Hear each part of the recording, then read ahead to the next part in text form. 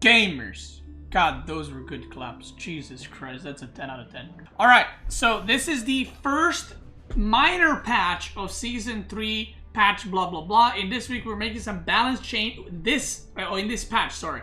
We're making some balance changes to force spawns, yada yada, according to your feedback. And yeah, and that's it. That's the whole patch. I'm joking. There's more. So this is the first patch in the Season 3. A lot of people were worried on my stream and on forums that we're not going to have any balance patches.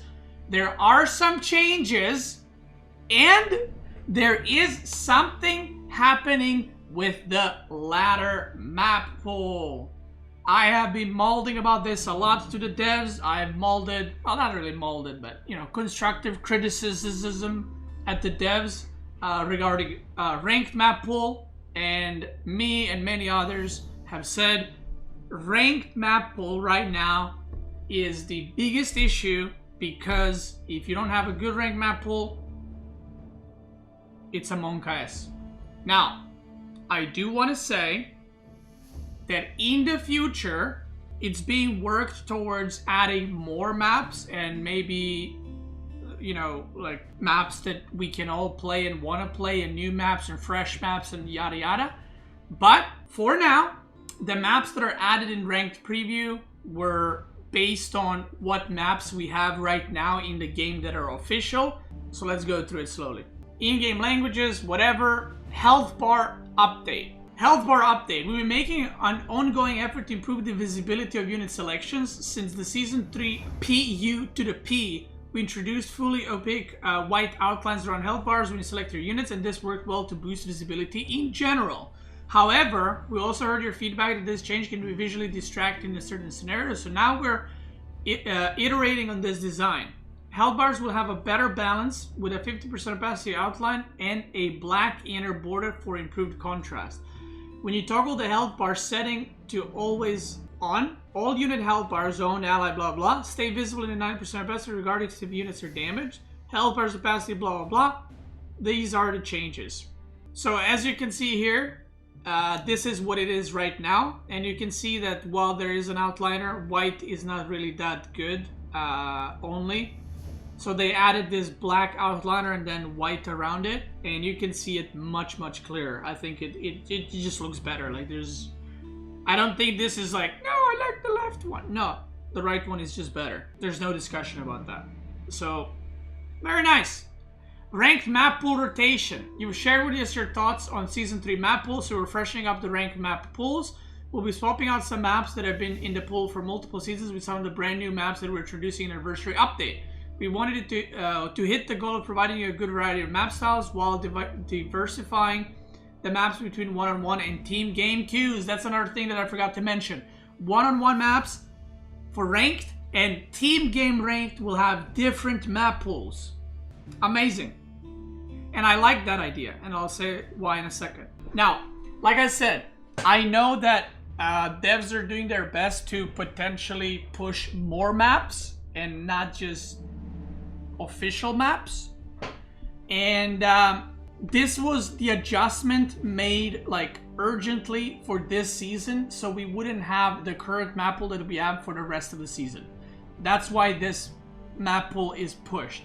Hopefully in the future, we'll have more maps, we'll have more diversity in the maps, and hopefully, I'm not confirming anything, but I hope that we'll have more vetoes. I would love if we had 10 to 12 maps in the ranked map pool with up to 5 vetoes. I think that would be great. So, let's reveal the ranked map pool.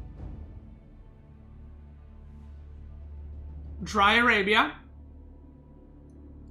French Pass. Dry Arabia, obviously very nice. French Pass, not everyone's favorite, but one thing is French Pass is not so easy to wall as before.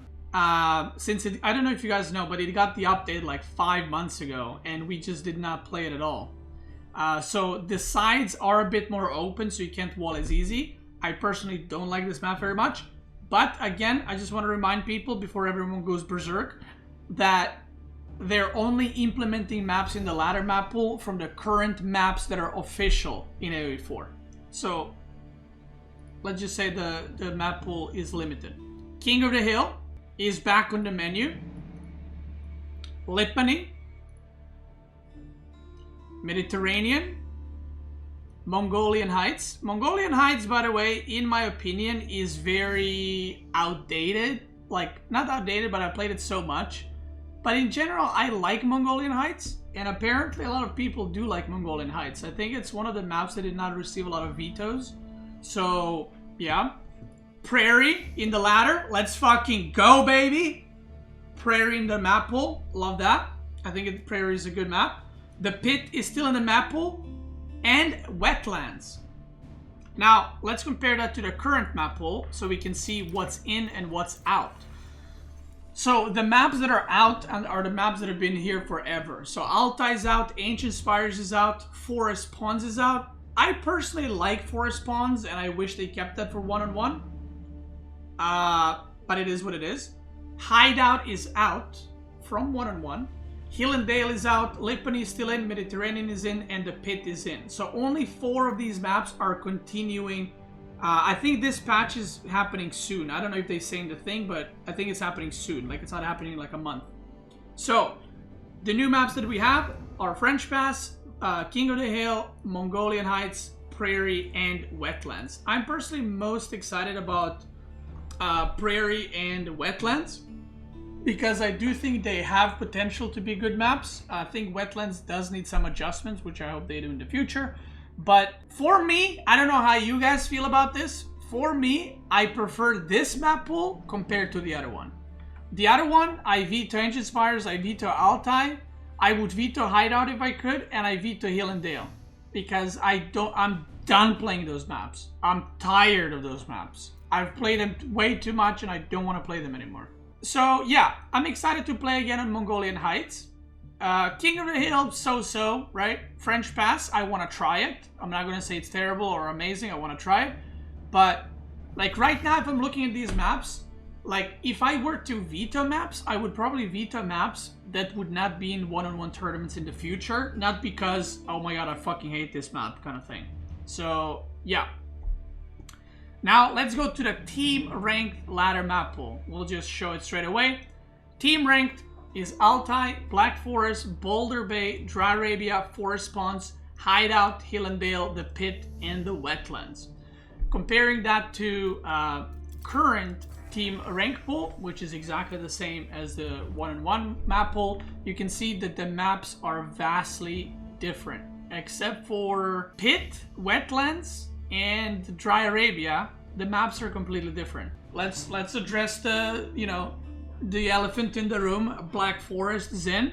Luckily, that's why, you know, vetoes exist.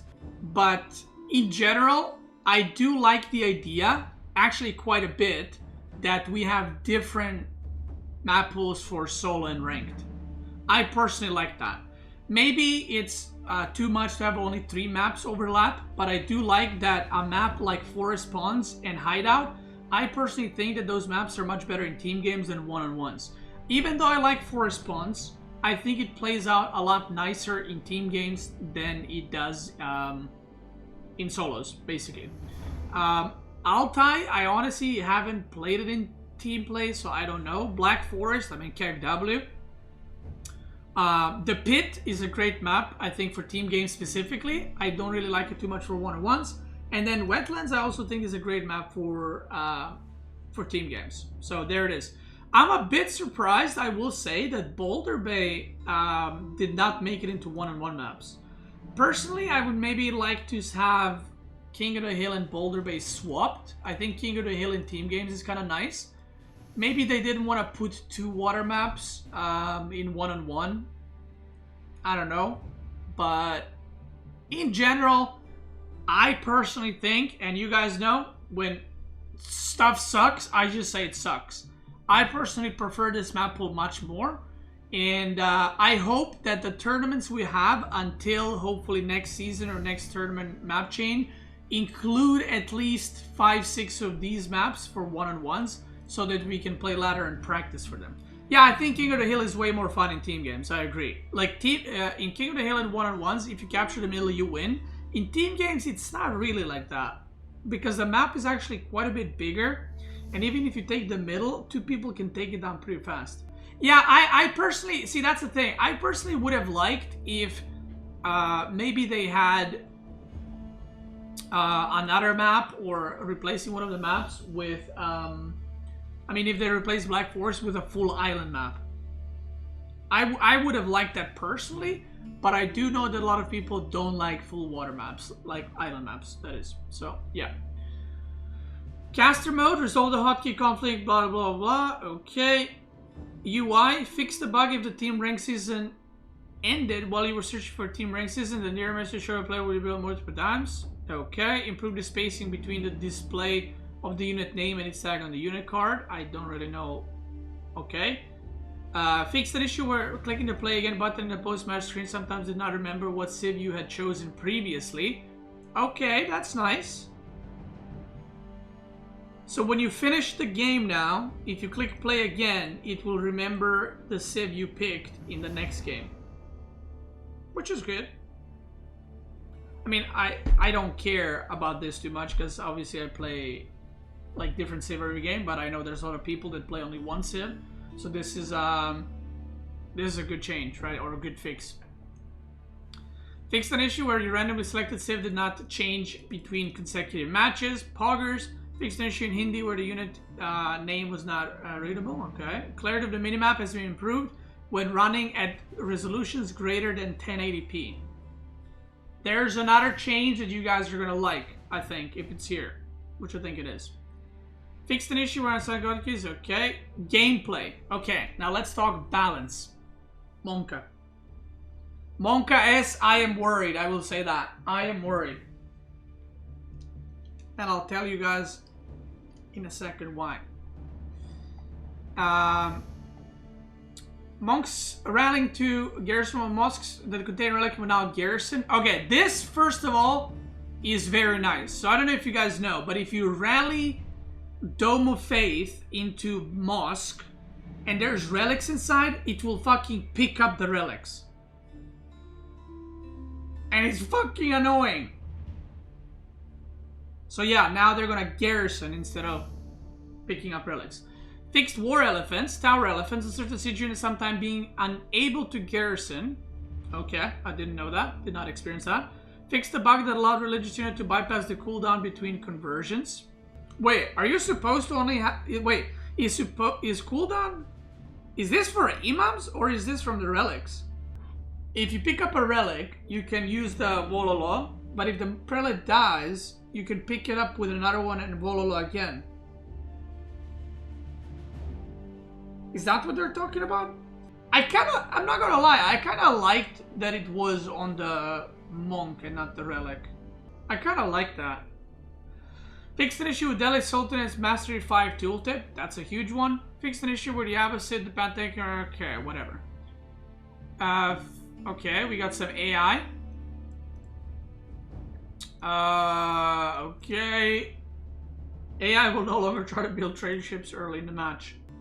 AI will abandon capturing a sacred site because his bed is under attack. AI villagers will now retaliate against wolves. I didn't even know that's a thing. Cool. Now let's get into the balance. What do you think this is, guys? What do you think this change is for Springle ships? Springle ships will be doing 5 more damage against arrow ships. Bonus damage to arrow ships increased from 40 to 45. Docks got nerfed. Health decreased from 2000 to 1750. I think this is good. I don't think it should have been 1.5k. I think 1.5k might be too low. And I think this is the sweet spot between making sure you don't lose docks to Dark Age units, which also this makes Dark Age rushes stronger, but also enables the ships to kill docks a lot quicker. Yeah, can someone run the numbers on this, by the way? Does this mean 1 less shot to kill an arrow ship? I think this might be the case. Yeah, are you sure? Dog building can now be retargeted to other naval units. Let's go. So you can target with docks on the explosive or demo ships, so you can destroy them. They got 300 health. 300 divided by... I'm not going to do math in stream. That should be 1 less shot. This is where I'm worried, guys.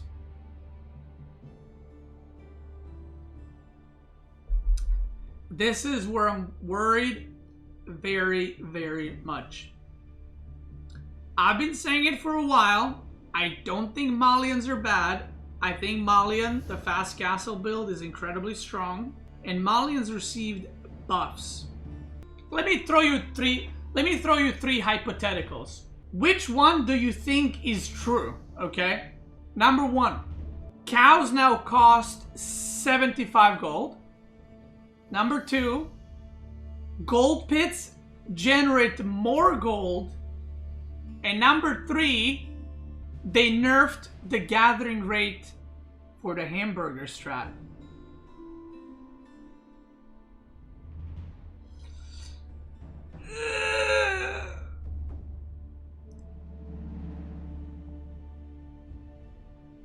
Cattle, cost reduced from 100 to 75 gold.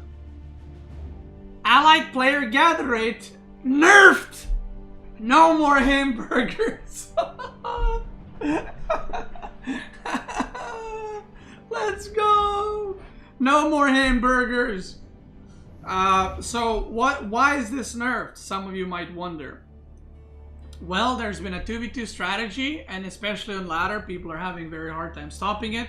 It's the Malian HRE, and it's basically where Malian player makes the cows for the HRE player, and right now they have a 0.9 gathering rate, which is quite high, so now that's getting nerfed to 0.66. But it says allied player gather rate, so I assume your gather rate is still the same with the cows. Added a cattle population UI element to display the current number and the population limit. You might also notice a small stylistic element in the screenshot. So yeah, now if you select the mill, you will see the cow population that you have. That doesn't include dead ones, it's just the alive ones. I mean, that's one of those, it's like no one asked for this, but yes, it's cool. Malian pit mine increased gold rate from 30 to 35, and health increased from 1.2 to 1.5k.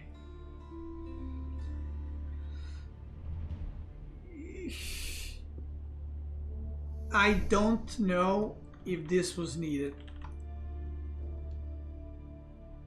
And I am worried. Malian has been played more and more at the high level, and I think I played like 15 or 20 Malian games recently, and I lost 0 with them. And I think there's some builds with Malian that are pretty strong, and these buffs are gonna make it even better. So I actually think that the win rates for Malians started at like 40%, 30 and 40%, and it started going up. And I think like a few days ago, Malian win rate was like 42%, and at Conqueror level, it's more than 45 right now, which is still low, but my point is it's going up. And I think if we left Malians untouched for another 2 weeks, their win rate would probably be closer to 50%, at least in Diamond or above. And with these changes, I can see Malians getting a nerf next season. I think that Farumba is too strong. I think it's too strong. It's batshit insane. Like, Malian just needs to put everything on gold and just spam units from Farumba. So, but we'll see. We'll see. I mean, if this gets players to play more Malians in the lower leagues and get their, you know, get people to learn Malians, I think that's great. Ships, trading, and landmarks. Corrected an issue where Malian transfer ships' ability to throw javelins when garrison was missing. Oh, dude, I read trade ships' ability to throw. I was like, their trade ships can throw javelins now? Yeah, so if you guys don't know, a lot of people have asked me if Malian transfer ship having units aside and shooting is a bug. It's not a bug, it's just not written in their like civ bonus and tech and stuff. But yeah, you can put units in Malian transport ships and it will shoot. Corrected an issue where Malian markets had reduced penalties for buying and selling resources. Monka. Corrected an issue where the Malian, where the military and technology cost reduction bonus was missing from a tech tree. That's another thing that a lot of people didn't know. And when I did a video on YouTube, everything you need to know about Malians, I told people about this, and a lot of people in my chat, when I say a lot, like 80% of people or 90% of my people watching the chat did not know this is a thing. So if you don't know this is a thing, whenever Malian does a trade, completes a trade, they get reduced research time on their military and technology. Is it? I don't think it's cost reduction. It's research time. Is it cost reduction too? I think it's research time. I think this is written. Yeah, it's only research time. Unless they mean something else with this. Military and technology cost reduction bonus. What cost reduction bonus do they have? It's not cost, it's research. Oh no, anyway. So the way it works is like the first few trades reduce the research time by like 1 second, and later on it has diminishing returns, so it's less and less. But if you trade for about 50 minutes with Malians, with about 80 traders, your researchers will actually be instant. So if you go blacksmith and you click +1, it will research instantly. I'm not joking. So yeah, just trade for 50 minutes. Corrected an issue where the defensive weapon upgrades were not present in Sahara. What?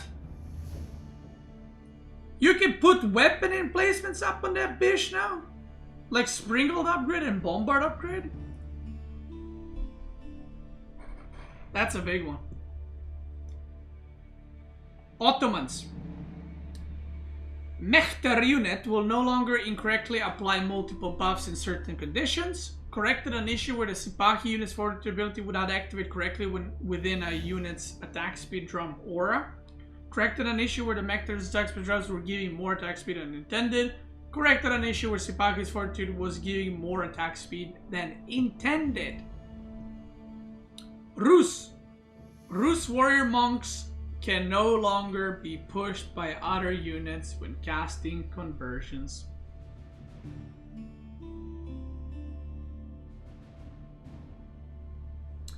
And that's it for the balance changes. Now, I do want to say, I am worried about Malians. I think they might become too strong. And I also think the maps that we're about to change to are better for Malians.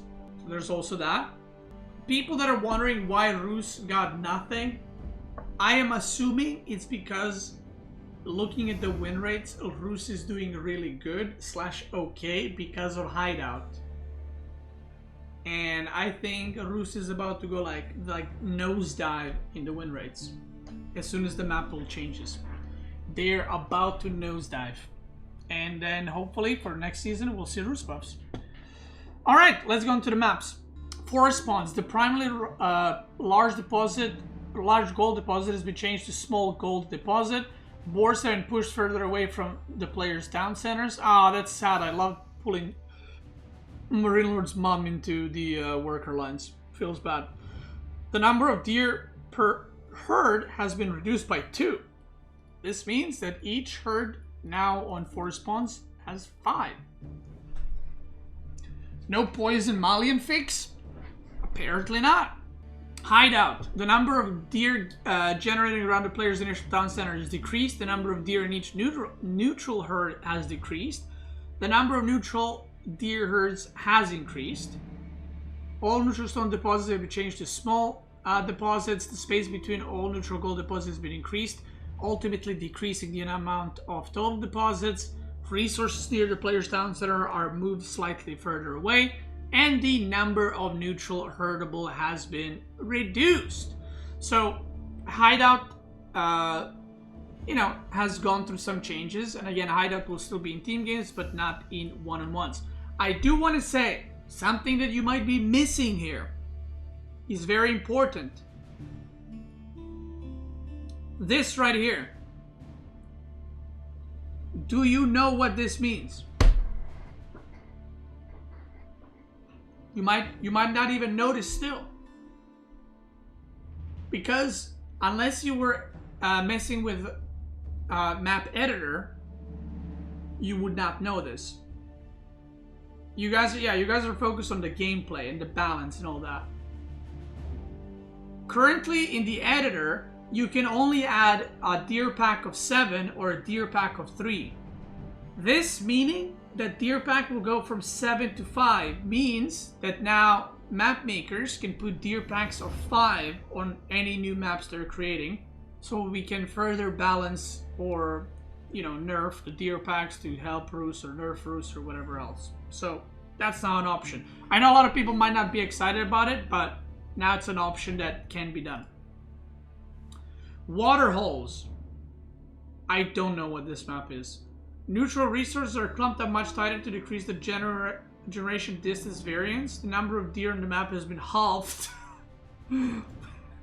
Wait, the number of deer on the map has been halved. I have to see this.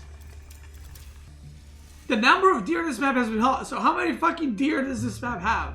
Schools of fish now generate more evenly in water holes. Let's see this.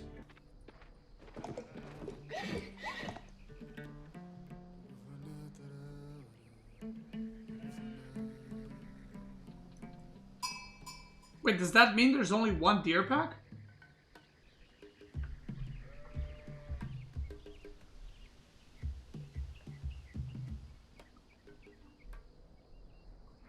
Does that mean there's only one deer pack now? The fuck? Because right now there's 4. Yeah, there's 4 deer packs. But the map hasn't been updated. Right? Wait, has the map been updated? I don't think so. The number of deer on the map has been halved. Check the cow price? No, guys, the patch is not out. Like, I would have to download it. You can't just download it. Okay, let's see. Yeah, I have no idea when it's coming out. Doesn't say. No release date. But that is it, boys. The new patch is coming. Like I said, I am mostly excited about the ladder map pool change. I think that's going to improve gameplay. I think that's going to make people play ladder more, because I think the current ladder map pool, a lot of people do not enjoy it. A lot of people are tired of Altai, Ancient Spires, Hill and Dale, and then if they don't like water maps, there's like 4 spawns in the Mediterranean, so it's like they're left with like 3-4 maps they want to play. Out of all these maps, not a great number. So yeah, if you're watching this on YouTube, let me know what you think. Hopefully we'll have, I mean, I'm assuming we'll have big changes for season 4 regarding balance, because every season there are big changes. So let me know what you think. For the gamers on Twitch, say goodbye to YouTube. Come on, everyone. Hear them little hearts, little goodbyes. And of course, if you're watching this on Twitch, let's keep going.